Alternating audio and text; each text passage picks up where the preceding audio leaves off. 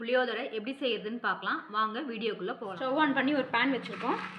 2 spoon கடலைப்பருப்பு, 2 spoon உளுத்தம்பருப்பு, 1/4 spoon சீரகம், 1/4 ஸ்பூன் வெந்தயம், 1/4 ஸ்பூன் மிளகு.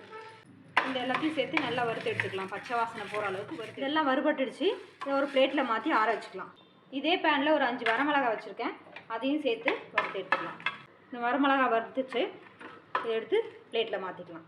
இதே பேனில் 2 ஸ்பூன் எள்ளு சேர்த்துக்கிறோம், அதையும் வறுத்து வச்சுக்கலாம். எள்ளு இந்த மாதிரி வெடிக்கும் பொழுது ஆஃப் பண்ணி எடுத்து மாற்றிக்கலாம்.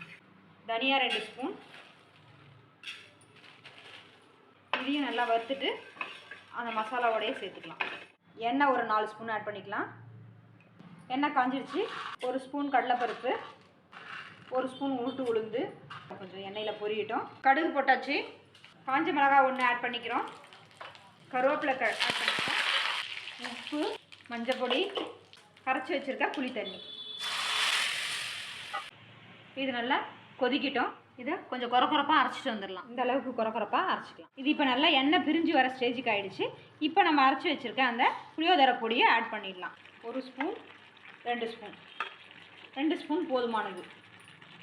இது நல்லா 2 நிமிஷம் கொதிச்சிச்சு.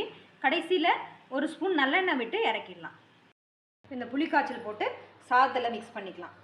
சாதம் நல்லா உதிரியாக வடித்து வச்சுக்கிங்க, அப்போ நல்லாயிருக்கும். நமக்கு வேர்க்கடலை வறுத்து தோல் எடுத்து வச்சுருக்கோம், அதையும் இது கூட ஆட் பண்ணிக்கலாம். சுவையான புளியோதரை ரெடி. இது மாதிரி இன்னும் நிறைய ரெசிபி பார்க்க நம்ம FRB கிச்சனை சப்ஸ்கிரைப் பண்ணிக்கிங்க. தேங்க்யூ.